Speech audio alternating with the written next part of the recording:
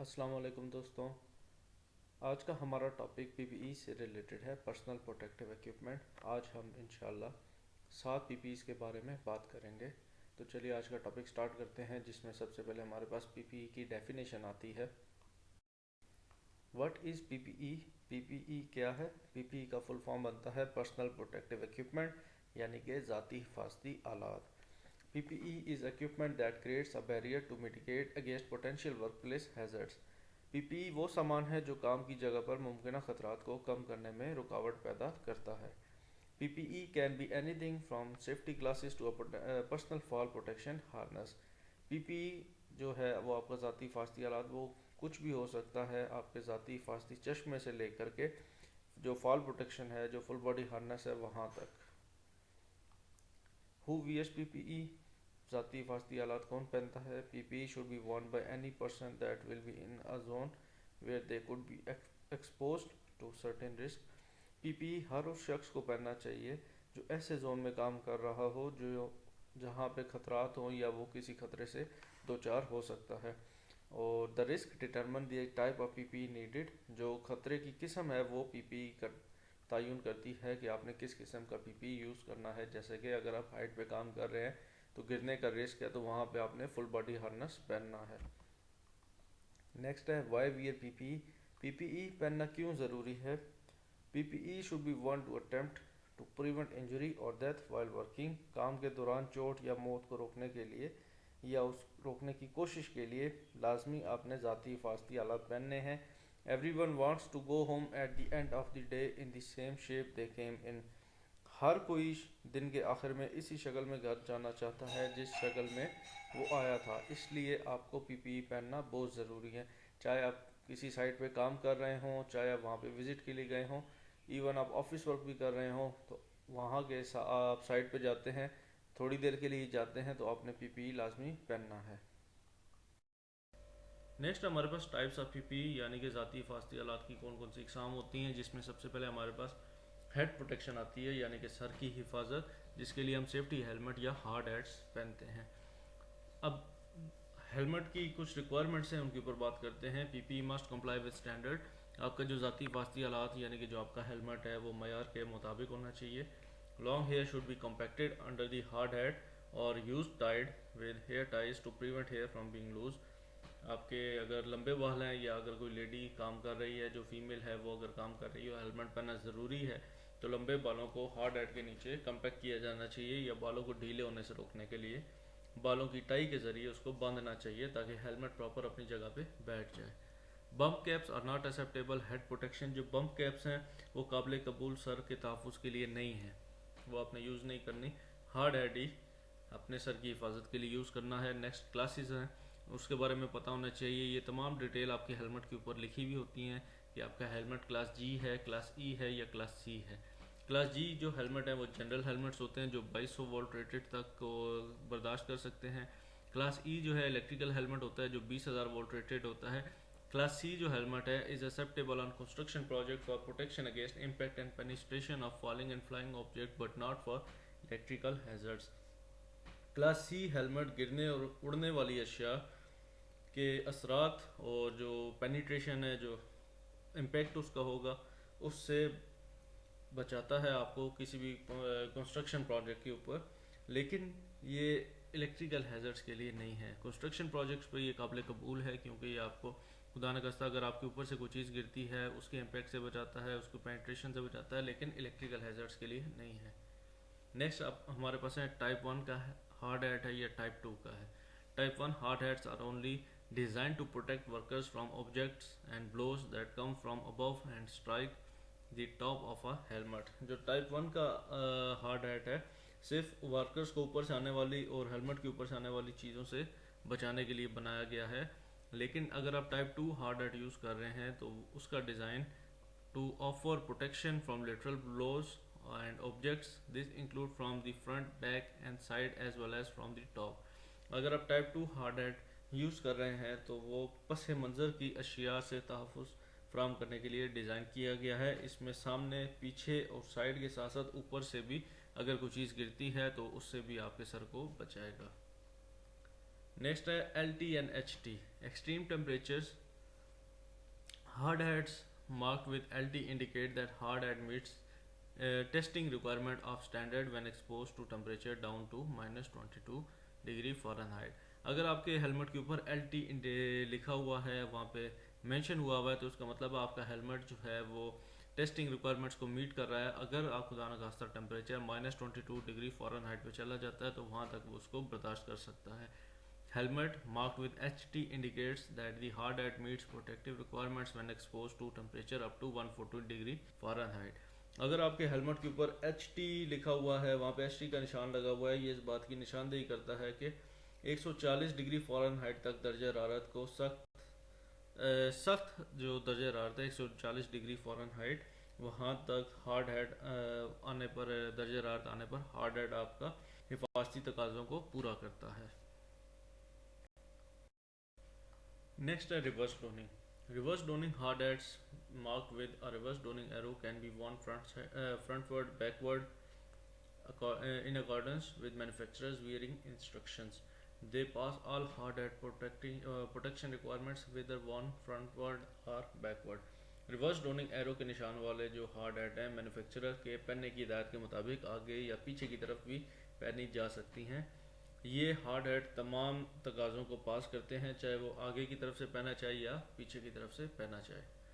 ये भी आपके हेलमेट के ऊपर मेंशन होगा, रिवर्स डोनिंग एरो वहाँ पे लगा हुआ होगा। In order to be an ANSI approved hard hat, it must have following information clearly marked inside the hard hat.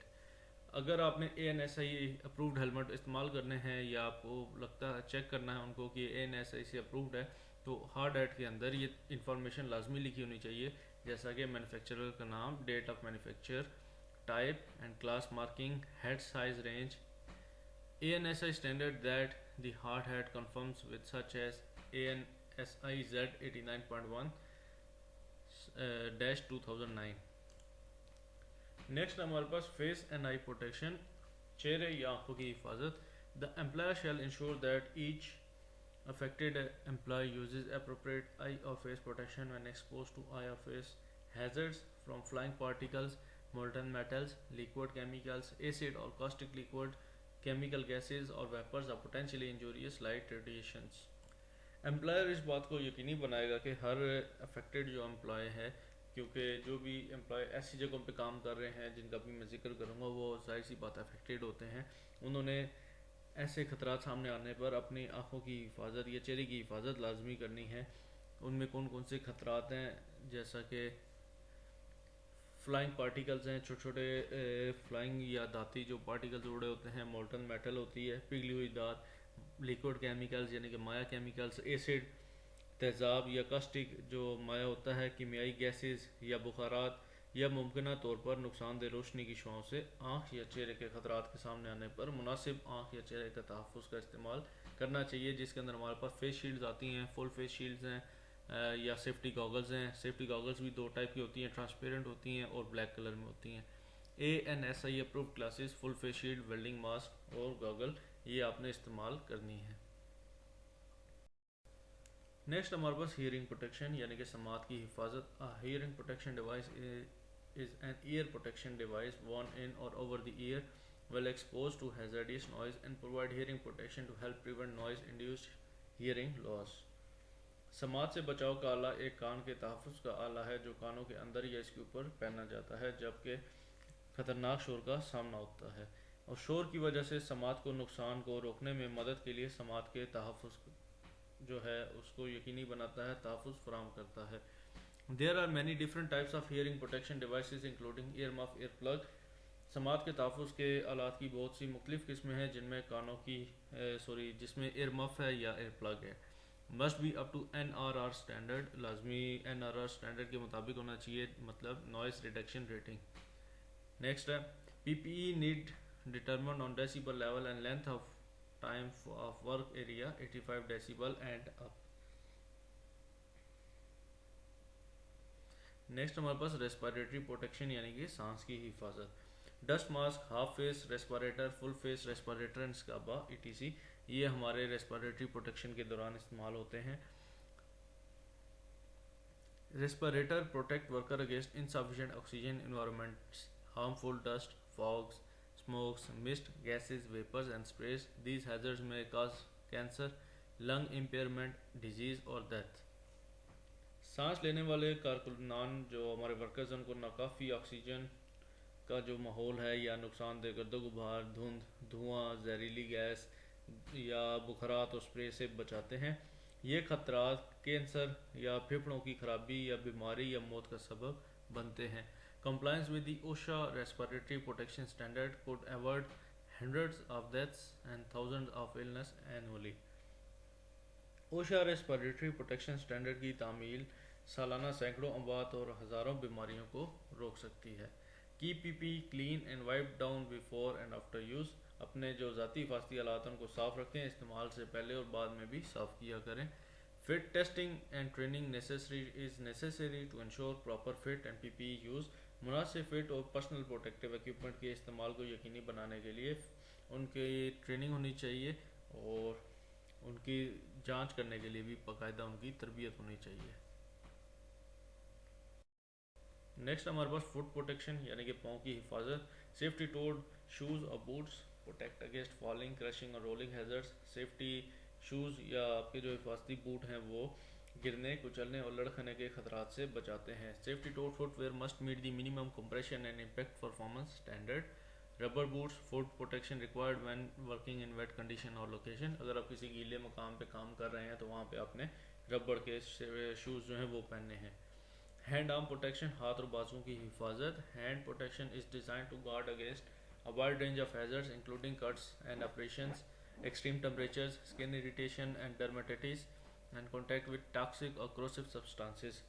हाथ की हिफाजत को खतरात की एक वसी रेंज से बचाने के लिए डिज़ाइन किया गया है, बशमूल कट या ऑपरेशन के एक्सट्रीम टेम्परेचर्स, जल्द की जलन या जल्द की सोजिश और जहरीले मादों से अगर आपका खुदा न खास्ता कॉन्टैक्ट होता है तो उससे आपके हाथों को बचाने के लिए हाथों की हिफाजत के खतरात को डिज़ाइन किया गया है। Proper gloves should be Warne for job with potential contact with sharp objects, extremely hot and cold material and coercive और टॉक्सिक मटेरियल। हाथों के ऊपर आपको मुनासिब दस्ताने लाजमी पहनने चाहिए जब भी आप ऐसा काम कर रहे हो जिसके अंदर शार्प ऑब्जेक्ट्स यानी कि तेज़ धार कोई आला आपको लग सकता है, ठंडी या गर्म मटेरियल जो है वो आपको कॉन्टैक्ट में आ सकता है, या जो है कोई जहरीला मवाद के साथ आपका अगर मुमकिन रब्ता हो सकता है, कॉन्टैक्ट हो सकता है, तब भी उससे पहले भी आपने अपनी हैंड प्रोटेक्शन लाजमी कर लेनी है।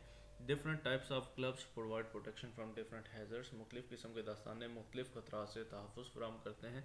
जैसा कि रबड़ के अगर आप दस्ताने यूज़ कर रहे हैं तो वो इलेक्ट्रिकल के लिए यूज़ कर सकते हैं। नेक्स्ट हमारे पास फॉल प्रोटेक्शन यानी कि गिरने से हिफाजत या गिरने की हिफाजत या बचाव। Harness, lifeline, lanyard and personal fall arrest equipment are being used for fall protection. Harness, lifeline, lanyard और पर्सनल फॉल अरेस्ट का सामान गिरने के तहफ़्फ़ुज़ के लिए इस्तेमाल किया जाता है। Fall protection is a part of safety equipment. जो गिरने से तहफ़्फ़ुज़ का हिफाजती सामान है वो जो सेफ्टी इक्विपमेंट है उसका एक पार्ट है that is use to make working at height safer. जो हाइट पे जब भी आपने काम करना है उसको महफूज बनाने के लिए इस्तेमाल किया जाता है। Fall protection is design to protect personal from falling और in the event they do fall to stop them without causing severe injury. गिरने का तहफ़्फ़ुज़ वर्कर्स को गिरने से बचाने या गिरने की सूरत में इन्हें शदीद चोट पहुँचाए बगैर रोकने के लिए डिज़ाइन किया गया है। Fall protection is implemented when working at height. ऊंचाई पर काम करते वक्त जो फुल बॉडी हार्नेस पहनने का जो कानून है वो लाजमी लागू होना चाहिए। Anchor points must be above the point of operation and be able to support a minimum. Anchor points operation के नुक्ते से ऊपर होने चाहिए और कम से कम मदद देने के लिए काबिल होने चाहिए। नेक्स्ट है पीपीईज। इंस्पेक्टिंग पीपीईज जो हैं ज़ाती हिफाजती आलात उनका मुआयना भी बहुत ज़रूरी है ताकि वो हमेशा अच्छी हालत में रहें। अगर वो अच्छी हालत में होंगे तो ही वो आपको एक सेफ़ इन्वायरमेंट प्रोवाइड कर सकते हैं। अगर वो पहले से ही डैमेज हैं और आप उन्हें इस्तेमाल कर रहे हैं तो वो आपके लिए और खतरे का बायस बन सकते हैं। PPE can lose its effectiveness और become damage due to exposure to grit, dirt, chemical, UV light, misuse और general wear and tear. PPE अपनी तासीर खो सकता है अगर इसका खुदा न खास्ता ये मिसयूज़ हम करते हैं अल्ट्रावायलेट लाइट की वजह से, गलत इस्तेमाल की वजह से, आम टूट फूट की वजह से भी ये ख़राब हो सकता है। That's why regular inspections are essential for making sure that PPE is fit for its purpose and fully compliant. इसलिए इस बाकायदगी से इससे मुआयना इस बात को यकीनी बनाने के लिए ज़रूरी है कि ज़ाती हिफाजती आलात अपने मकसद के लिए मौजू है और मुकम्मल तौर पर मयार के मुताबिक है. It is important to inspect PPE to ensure it works to standard at which it was tested. PPE का मुआयना करना ज़रूरी है ताकि ये यकीनी बनाया जा सके कि इसके इस मयार के मुताबिक काम करता है जिस पर इसका एक्सपेरिमेंट किया गया था, जिसके ऊपर इसे टेस्ट किया गया था. Compromised PPE is like wearing no PPE. It all of it cannot perform up to necessary standard. अगर आपका PPE compromise हो गया है जैसे, तो ये ऐसा ही है जैसे PPE ना पहना जाए. अगर ये ज़रूरी मेयार के मुताबिक कारकर्दगी का मुजाहरा नहीं कर सकता तो इसको पहनने की ज़रूरत नहीं है. बेहतर है कि आप इसको साइड से हटा दें और उसकी जगह नया हेलमेट या शूज़ या जो भी PPE आपको वो लेकर आए. नेक्स्ट है हमारे पास who is responsible PPE training. आपकी जो ज़ाती हिफाजती आलात की ट्रेनिंग के लिए कौन ज़िम्मेदार है, क्योंकि बहुत सारी कंस्ट्रक्शन साइट पे जो लेबर आती है उन्हें नहीं पता होता कि कौन सा PPE किस मकसद के लिए इस्तेमाल करना है. फॉर एग्जांपल अगर वो कोई रेस्पिरेटर उन्होंने पहनना है तो उन्हें नहीं पता कि कौन सा रेस्पिरेटर किस मकसद के लिए इस्तेमाल करना है, तो ये किसकी ज़िम्मेदारी है. इसका जवाब यह है कि सुपरवाइज़र की. It is supervisor's responsibility to properly train their employees in the personal protective equipment they will need for their job specific duties. ये सुपरवाइज़र की जिम्मेदारी है कि वो अपने मुलाजमीन को ज़ाती हिफाजती साजो सामान की मुनासिब तरबियत दें जो इन्हें अपने काम के मखसूस फ़राइज़ के लिए दरकार होंगे. It is also supervisor's responsibility to ensure employ is provided personal protective equipment and that the employees uses their PPE properly while working. ये भी सुपरवाइज़र की जिम्मेदारी है कि वो इस बात को यकीनी बनाए कि मुलाजमीन को ज़ाती हिफाजती सामान फराम किया जा रहा है और ये मुलाजमीन का काम करते वक्त अपने पर्सनल प्रोटेक्टिव इक्विपमेंट यानी कि ज़ाती हिफाजती आलात का सही तरह से इस्तेमाल कर रहे हैं. Supervisor should inspect all the PPE at least once a month to ensure that it is safe to use.